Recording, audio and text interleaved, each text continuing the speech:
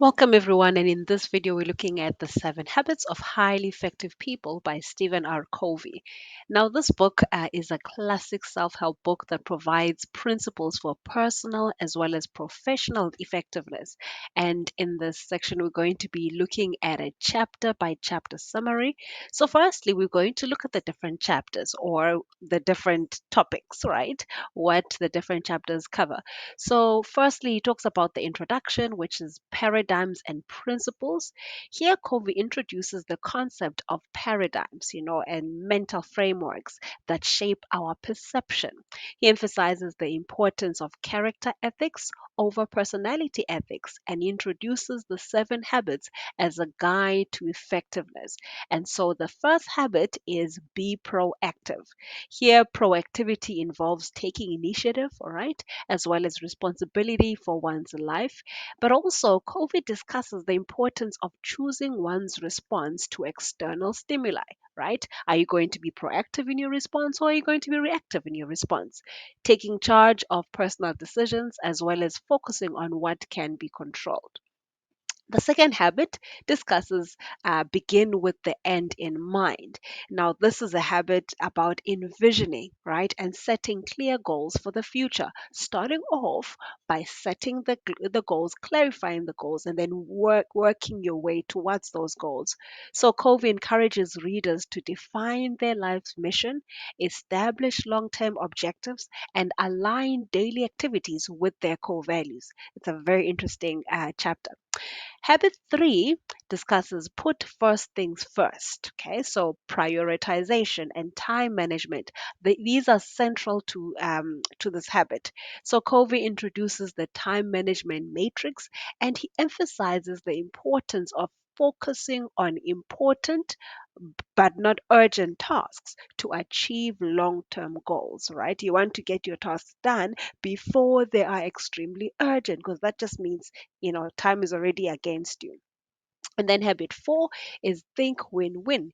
Here, Covey introduces the win win mindset, advocating for mutually beneficial solutions in relationships as well as collaborations. He discusses the alternative paradigms of win lose, right, which are lose win and lose lose, right, and why win win is the most effective approach.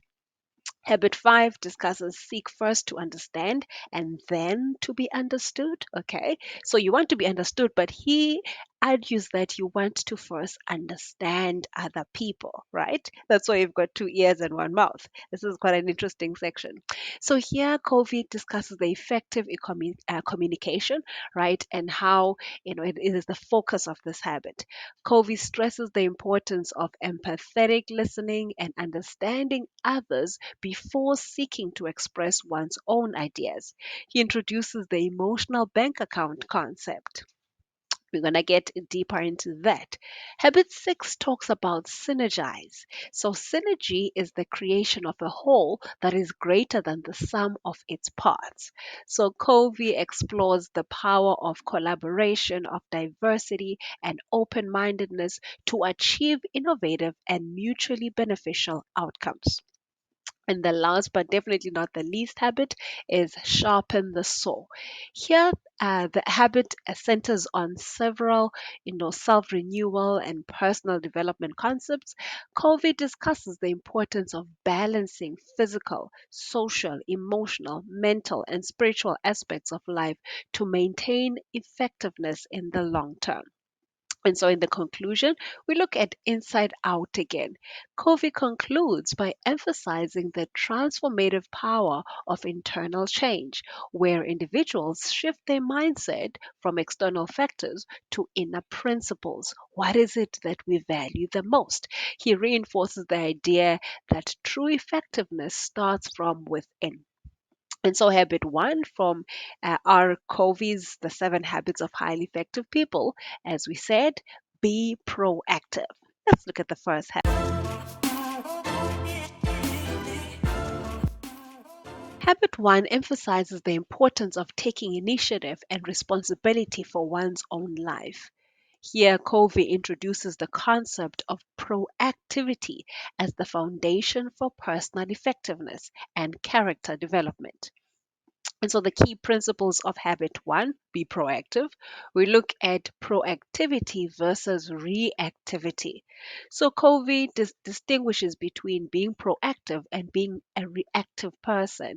Proactive people take control of their lives. They make decisions based on principles and focus on what they can influence or change.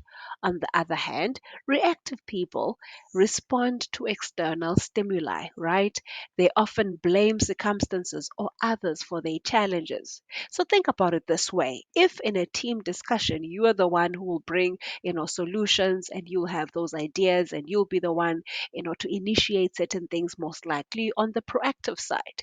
If when someone says something that offends you, you are the one to respond in anger, you are the one to respond in foul messages, most likely you are on the reactive side, because we learn here that being proactive means that you are able to manage, right, what comes out. You take charge of what you say. You take full responsibility and accountability for what you do. You don't blame others. You don't blame what others did or said. You look at what it is that you should do and you act, more like soberly.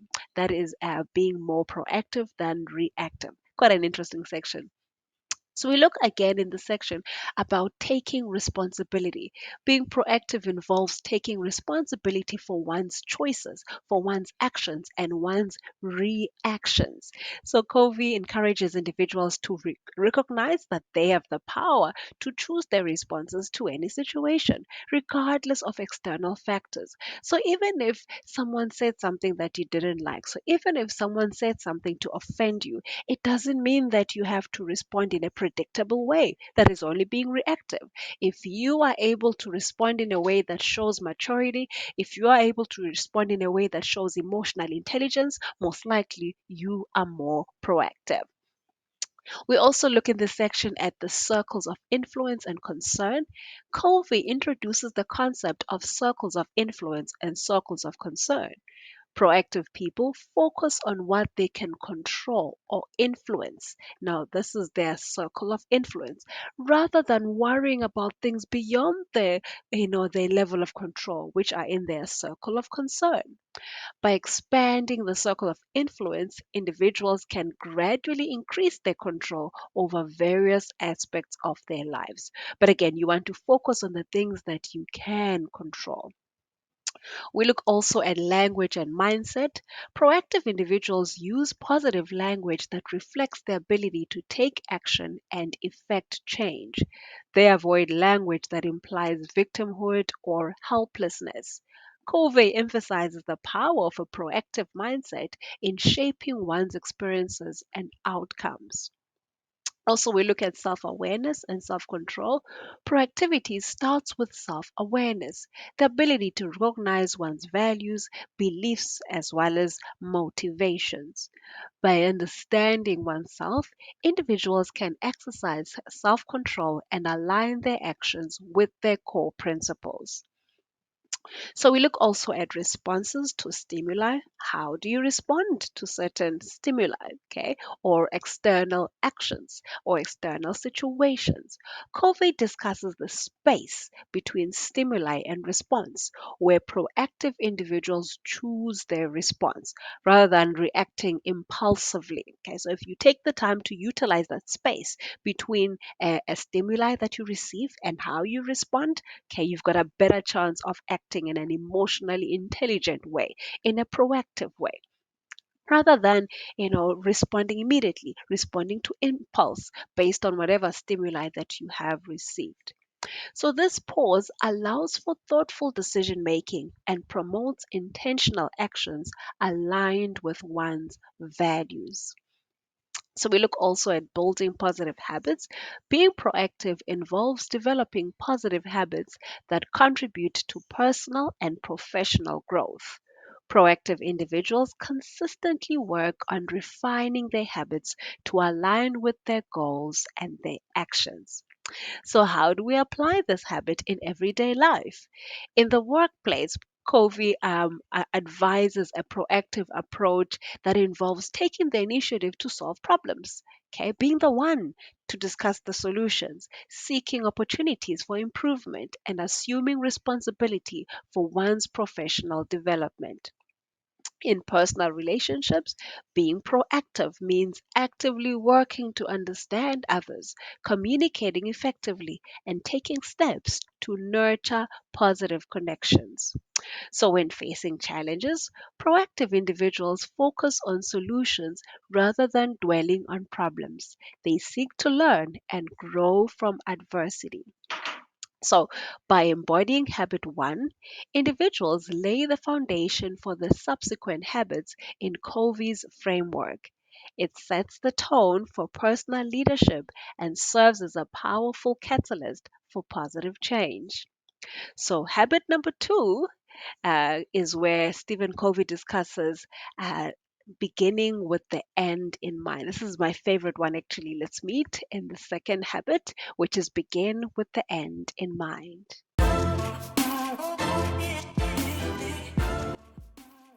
Habit two, begin with the end in mind. This habit is about envisioning and setting clear goals for the future. Here, Covey emphasizes the significance of having a well defined mission and understanding one's principles before engaging in any endeavor. So, the principles of habit two, beginning with the end in mind, we look at the importance of clarifying your personal mission. What is it that you are all about? What is it that you stand for? Right? Missions and visions and goals are not just for companies. Okay, they should be for you as the individual as well. You could be working for a company that has mission, visions, and objectives and aims, but what is it that you are all about? Okay, how do you align even with this company? Is even that company in line with your core values, right? Or you're just there because you want to collect a paycheck at the end of the month? So it's important that we take the time to clarify our own personal mission, that we take the time to know who it is that we are all about. So Covey introduces the idea that individuals should define their life's mission before setting specific goals. Okay. So, this involves understanding one's values, your priorities, and the overarching purpose that guides decision making. And number two, principle centered living. Habit two encourages individuals to live according to their principles and values. By defining a set of core principles, people can make decisions that align with their beliefs, leading to a more authentic and purposeful life. We also look at the importance of personal leadership. Covey introduces the concept of personal leadership, where individuals take charge of their lives by setting their own direction rather than being solely influenced by external factors. Okay, this proactive approach involves making decisions based on principles and long-term goals. Okay, what direction do you want your life to be headed? Okay, what steps do you need to take towards getting that done? You need to clarify all of this in your mind first. And then also, we look at aligning short term goals. After you've clarified the full, long term, the bigger vision, you need to have those short term goals that you set and that you align and that you consistently work towards. So, while focusing on long term goals, habit two also emphasizes aligning short term goals with the overarching mission. Covey suggests that every action and decision should contribute to the realization of the envisioned end result. Okay, everything that you do should be in alignment with what it is that you would like to accomplish, or should be in alignment with where it is you want to be, where you want to go. So also we look at the application in roles and responsibilities. Covey introduces the idea of creating personal mission statements for various roles individuals play in life, such as a professional, you are a professional, maybe you are a parent, maybe you are a friend, a sibling, right? Whatever role that you play, you should set sort of mission, a mission statement, or what is it you'd like to accomplish in every one of these areas, especially the ones that are meaningful to you. So, this ensures that goals are harmonized across different aspects of one's life. We look also at practicing mental creation before physical creation. Habit 2 encourages mental creation, and this involves visualizing and conceptualizing goals in the mind before actively working toward their realization. Remember, it begins in the mind before it can get done anywhere else. So, mental creation helps in maintaining focus as well as commitment. So, how to apply habit 2 in everyday life? We look at professional development. Begin with the end in mind in your career by setting those long term career goals. Define the kind of professional you want to become and align your daily actions with that vision. Also, in relationships, apply habit 2 in relationships by envisioning the kind of partner or parent or friend that you want to be. Not what you want someone else to be, but what you want yourself to be. Okay. So apply that and work towards improving on that. Okay. And then we also look at setting relationship goals that align with your values and contribute to the well being of those around you. We look also at personal growth, which is where this habit encourages individuals to define their aspirations, whether it is acquiring a different skill, right, pursuing education or achieving specific milestones, whatever it is that you want to achieve in your personal capacity. It should be part of this. Okay, so what again we said, begin with the end in mind. Look at everything that you feel, if this is improved upon, it's going to add towards your self actualization, right? Remember, in the hierarchy of needs, Maslow's hierarchy of needs, toppest part, self actualization. So you want to see how you can arrive at that in different roles and different areas of your life, and begin with that end in mind, and then set those steps that you can take towards getting that done. So, by practicing habit 2, individuals can gain clarity about their life's purpose and can make decisions that align with their deeply held principles, as well as it serves as a foundation for effective goal setting and long term success. Then, moving on to habit 3.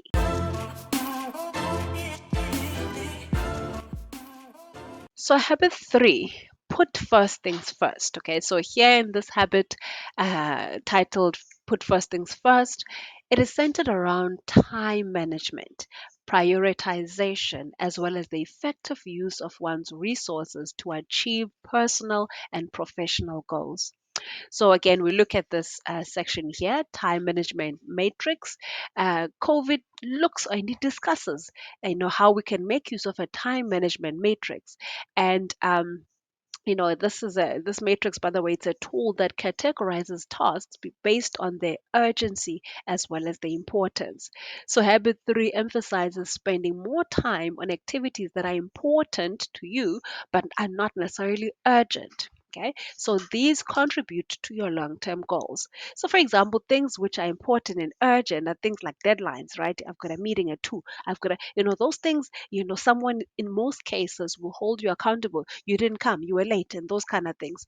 But the ones that are even more important are the ones where you need to hold yourself accountable, right? That goal that you want to accomplish for yourself, when no one's going to be coming and reminding you that, hey, why didn't you get this done? You said you'll do this, you didn't get it done. That personal integrity, no one is going to hold you accountable except for yourself. And so those are the ones that are important. Okay, we're saying that they are important, but they're not necessarily urgent.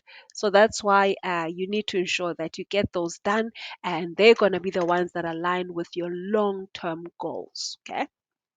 Then we look at quadrant 2 living. Okay, so you want to live in the second quadrant. Again, the second quadrant are those things which are important but are not urgent. Okay, these are the things that we want to spend most of our time doing, because again, if we don't do them, no one's going to hold us accountable. we hold ourselves accountable for those ones. So quadrant two tasks are important, but they're not urgent. Okay, so for example, planning. Okay, it's important that you plan, but no one's going to say, hey, but you didn't plan. Okay, but if you don't plan, it makes a huge difference. Relationship building. Okay, personal development. Habit three encourages individuals to focus on these tasks as they contribute to effectiveness and prevent crises from arising in the first place. Okay, had you planned, you would have prevented some other things. You would have seen some other things, right? Had you taken the time to build on relationships, it would help you in so many areas, right? Personal development will help to advance you and help you to reach where you would like to reach, maybe sooner. Also, we look at roles and goals. Covey suggests defining roles and setting goals in various areas of life, such as professional, family, and personal development. This helps individuals align their daily activities with their broader life objectives. Okay, like we said, don't just rely on the objectives of the company that you work for. Okay, or your family culture. No, have those of your own. Okay, so we're looking also at weekly planning. Habit three emphasizes the importance of weekly planning to ensure that time is allocated to quadrant two activities. Covey recommends setting priorities, identifying key goals for the week, and scheduling time for important but not urgent tasks. And then also we're looking at saying no to the unimportant. Okay. Again, because we want to focus on the important but not urgent, we want to be able to say no to those that are not important, to those that are not urgent. Okay. It may seem as if, hey, you need to greet this person now, you need to answer this, make this phone call now and discuss, hours on end with a friend. It could seem like it's important. It can even seem like it's urgent, but the measure of whether or not it's important or urgent is whether or not it aligns with your core values, with the goals that you have set for yourselves. Okay, so always keep that at the back of your head when determining what it is you should say yes to and what it is you should say no to. And so also look at effective time management that involves the ability to say no to activities that do not align with one's goals. Habit three encourages individuals to make conscious choices about where to invest their time and their energy. Okay. Proactive time management as well. Covey introduces the idea of managing time proactively rather than reactively. This involves taking control of one's schedule and not allowing external factors to dictate your priorities. And so we look also at balancing. Okay, you're going to hear this word quite a lot, the importance of balance, balancing your short term as well as your long term goals. So, habit three advocates for a balance between short term and long term goals. While addressing immediate needs is important, individuals should not neglect activities that contribute to their overall mission and vision. And so, one again would ask, how do we apply this habit in our everyday lives? Very important. In our workplace and productivity, habit three is applicable in the workplace by helping individuals to prioritize tasks that align with organizational goals and personal development. It encourages effective delegation and time allocation to strategic projects. And then also we look at personal development. In personal development, individuals can apply habit three by dedicating time to activities that enhance skills, knowledge, and overall well being. This might include reading, taking courses, or pursuing hobbies. Also, we look at family and relationships. Habit three is crucial in maintaining healthy relationships, allocating time to spend with family, nurturing friendships, and supporting loved ones contributes to the quadrant two focus on relationships. And so, also, it will assist in your goal achievement. Individuals working towards specific goals can use habit three to create a roadmap, ensuring that daily activities align with the steps necessary for goal achievement. And so, by adopting habit three, individuals move beyond simply prioritizing tasks based on urgency and they learn to focus on what truly matters in the long run. It serves as a cornerstone for effective time management and personal effectiveness. Habit four of Stephen R. Covey's The Seven Habits of Highly Effective People is titled Think Win Win.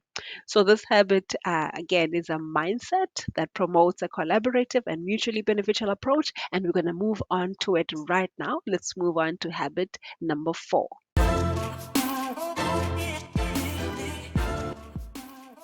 Okay, moving on to habit number four. Okay, so habit four, as we said, is titled Think Win Win. This habit is a mindset that promotes a collaborative and mutually beneficial approach to relationships as well as interactions, negotiations, ensuring that both parties win.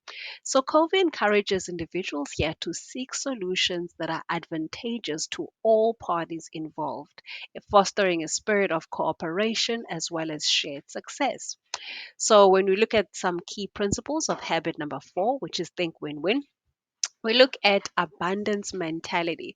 Here, Covey introduces the concept of an abundance mentality, which is the belief that there is enough for everyone to succeed. Okay, you don't have to take from other people, you don't have to compete with other people. You can actually be the best, they can be the best, everyone can succeed. So, this mentality contrasts with the scarcity mentality that views success as a zero sum game. Okay, so where one person's success is perceived as another person's loss. So if we have more of that abundant mentality, we even are able to help one another to achieve because that person can achieve. It won't interfere with your achievement. It won't interfere with your success and your prosperity. As a matter of fact, we all can prosper, and there will still be abundant left because there's abundance.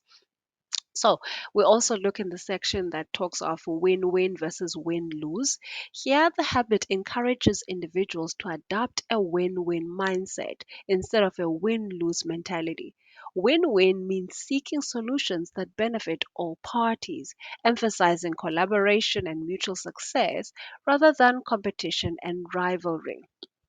Okay, so in other words, there's also cooperative interaction. Covey emphasizes the importance of cooperative interaction in both personal and professional relationships. So, this involves considering the needs and interests of others while pursuing one's own objectives. So we look also at five dimensions of win win. Covey outlines five dimensions of win win thinking, which are character.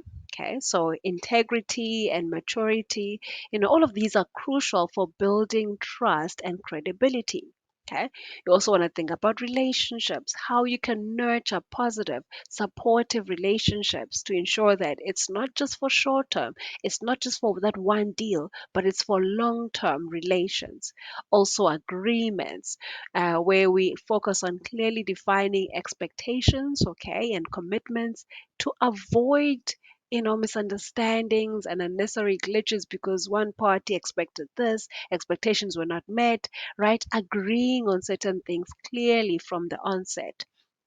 Also, supportive systems, creating environments that encourage win win outcomes.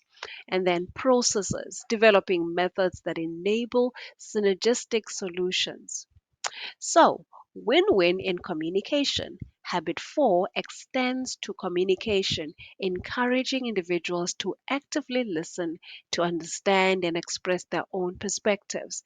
Effective communication is absolutely essential for creating mutually beneficial solutions. We also look at conflict resolution. When conflicts arise, habit four promotes seeking solutions that benefit all parties rather than pursuing win lose or lose lose outcomes. Covey introduces the concept of third alternatives that go beyond compromise. And then again, how do we apply habit four in everyday life? Through negotiations or in negotiations, it's very important that individuals can apply win win principles by seeking outcomes that satisfy the interests of all parties involved. So, this approach builds trust and lays the foundation for future collaboration. There's also teamwork. In a team setting, fostering a win win culture encourages members to collaborate, share ideas, and work toward shared goals. So, this contributes to a positive and productive team dynamic. We also look at parenting and family dynamics. Applying win win in family situations involves understanding the needs and concerns of each family member and working together to find solutions that benefit everyone. Also, professional relationships. In the workplace, adopting a win win mindset contributes to a positive organizational culture. It encourages teamwork, effective communication, and a focus on shared success. And so, if we incorporate habit 4 into daily interactions, individuals or we as individuals can contribute to creating environments that foster cooperation, trust, and positive outcomes for everyone involved. So it is a foundational principle for building effective relationships in both personal and professional spheres. And then we move on to habit number 5.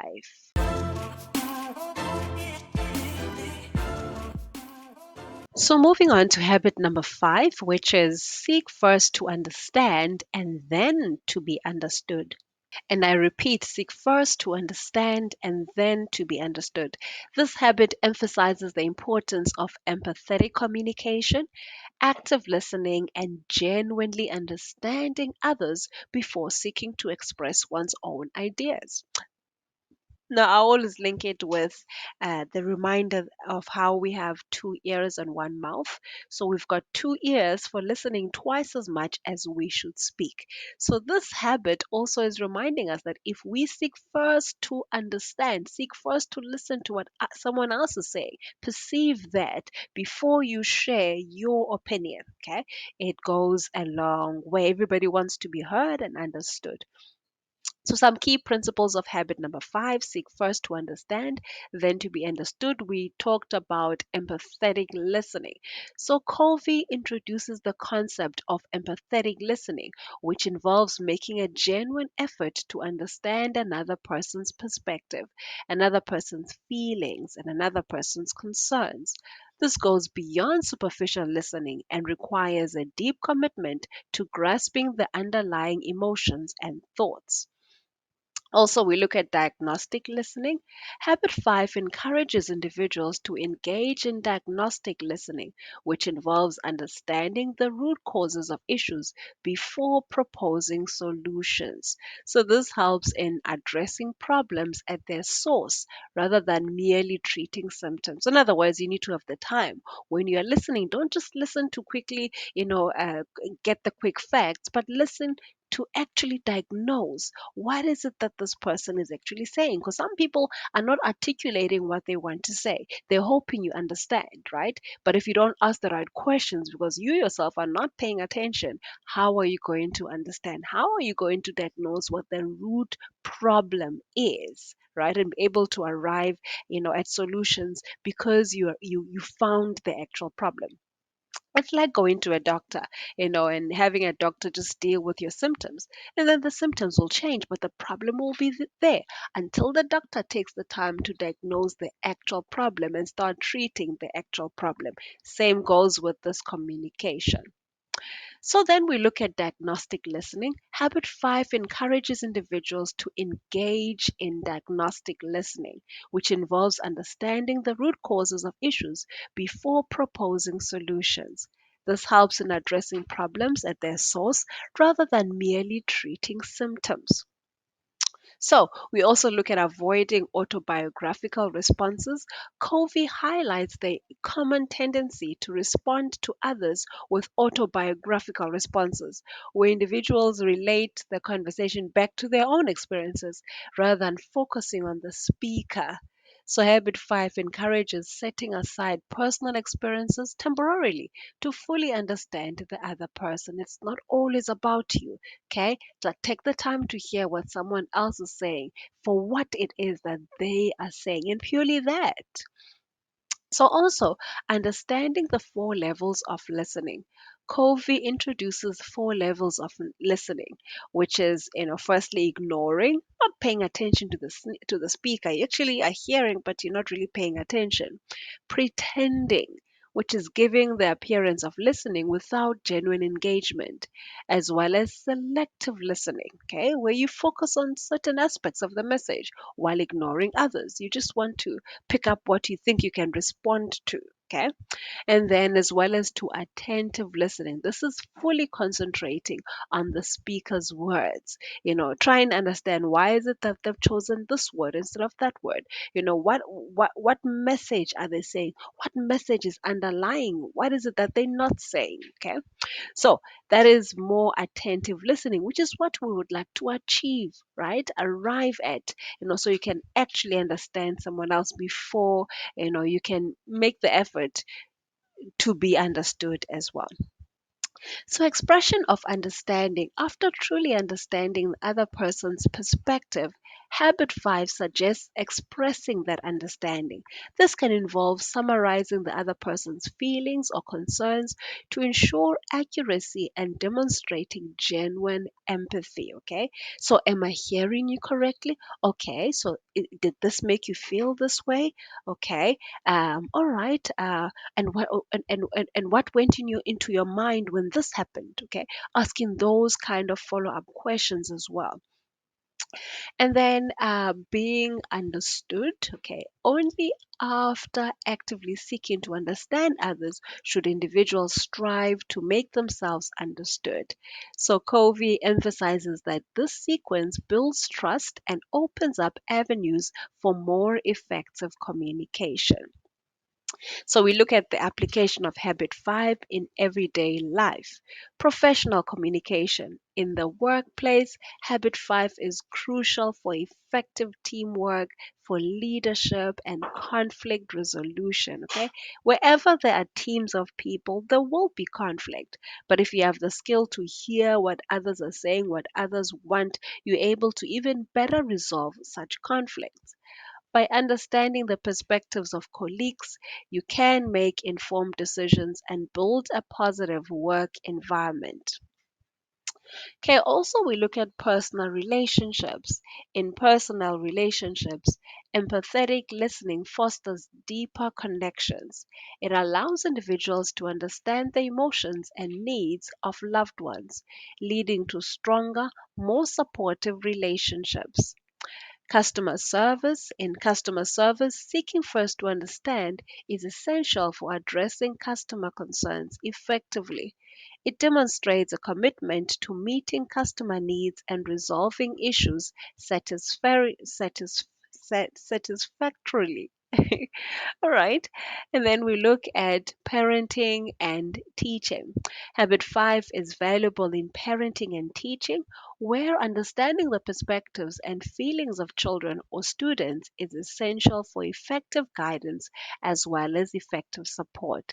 So, by making habit 5 a part of daily interactions, individuals contribute to the development of positive and empathetic relationships, and that promotes effective communication. It reduces misunderstandings and fosters an environment of trust and collaboration. So we move on to habit number 6.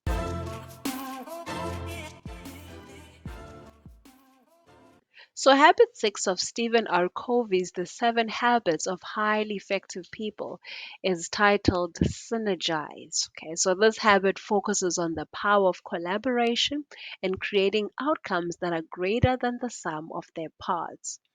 So, for example, synergizing involves leveraging the diverse strengths, the perspectives, and talents of individuals to achieve innovative and mutually beneficial results. The concept of 1 plus 1 is 11 and 20 and 30. It's not 2. Okay, or 1 plus 1 plus 1 is not 3, but it's 40 and 50. Okay, because everyone brings in their best into their team. Okay, and when everyone brings in their best, the results can be phenomenal. Okay, so that's why the greater No, the outcomes are greater than the sum of their parts. It's not a matter of just one and the one and the one equals to just the three parts. No, it will result in far better than just those three parts. Okay, so some key principles of habit six, which talks about synergize, we're looking at valuing differences. Here, Covey emphasizes the importance of recognizing and appreciating the differences among individuals.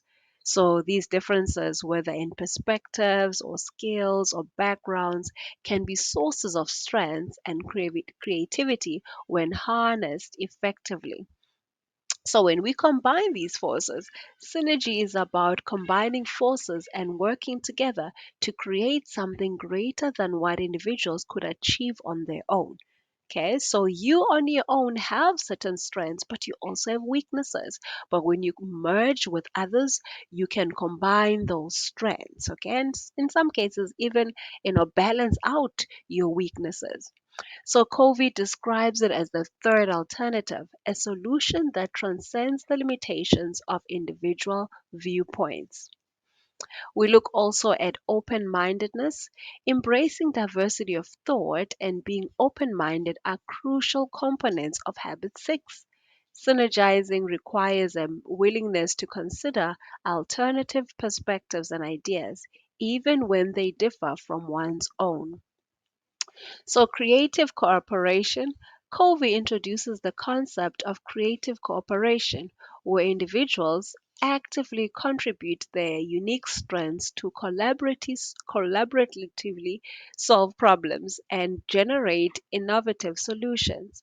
It involves a mindset of abundance and a belief in the potential for collective success. Okay, so again, creative cooperation, we're putting together, we're cooperating, but we're bringing in our best, our creativity, okay, our innovation. We bring it together and we see what we can accomplish when we do that. Also, communication and trust. Effective communication and trust are foundational to synergizing. Building open and transparent communication channels creates an environment where individuals feel comfortable sharing their ideas and collaborating with others. So when we seek win-win solutions, we synergizing aligns with the win-win paradigm, which was introduced a bit earlier, that involves seeking solutions that benefit all parties involved. Emphasizing cooperation and shared success rather than competition. Okay, we focus on what is it that makes us, or what is it that is our strength as a collective. What is it that we can accomplish when we combine our forces together. So then we look at the application of habit six in everyday life. So once again, we look at it in the team, in the workplace, okay, in relationships, in collaboration, and in education and learning. So, in the workplace, habit six is particularly applicable in the workplace where teams can achieve synergistic outcomes by leveraging the diverse skills and perspectives of their members. It involves fostering a collaborative culture that encourages creativity and innovation. Problem solving in relationships, in personal relationships, synergizing can be applied to resolve conflicts and find solutions that meet the needs of both parties. It requires open communication, active listening, and a commitment to finding common ground. We also look at project collaboration, whether working on a community project or a personal endeavor. Synergizing involves bringing together individuals with complementary skills and talents to achieve a shared goal. It allows for the creation of solutions that go beyond what each individual could accomplish alone. So we look also at education and learning. In this area, synergizing encourages group learning, okay, brainstorming sessions, and collaborative projects. It enables students to benefit from each other's strengths and their perspectives, enhancing the overall learning experience. So, by embracing habit 6, individuals and groups can tap into the collective intelligence and creativity that arises from diverse perspectives. And so, synergizing fosters an environment where the whole is greater than the sum of its parts, leading to innovative solutions as well as enhanced collaboration. And so, last but definitely not least, we're going to be looking at habit number 7.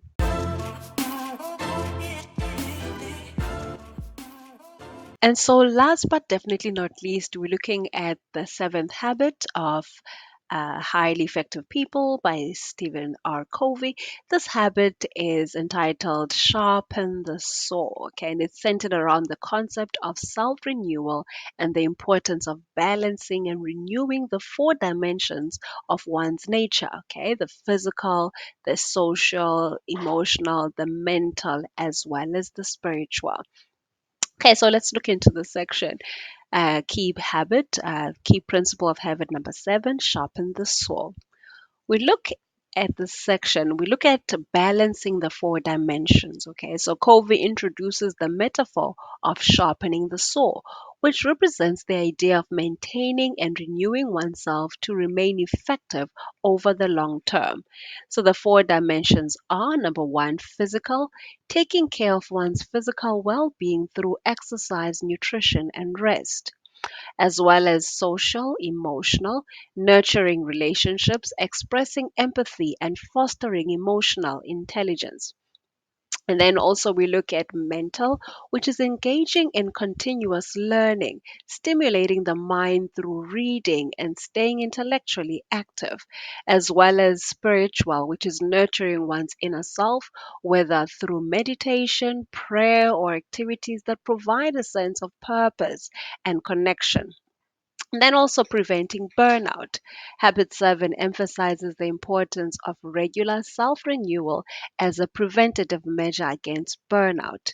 So, taking time to recharge and balance all dimensions helps individuals to sustain high levels of effectiveness and well being. Also, we look at proactive approach to health, which is where Covey encourages a proactive approach to physical health, including regular exercise, healthy eating habits, and sufficient sleep.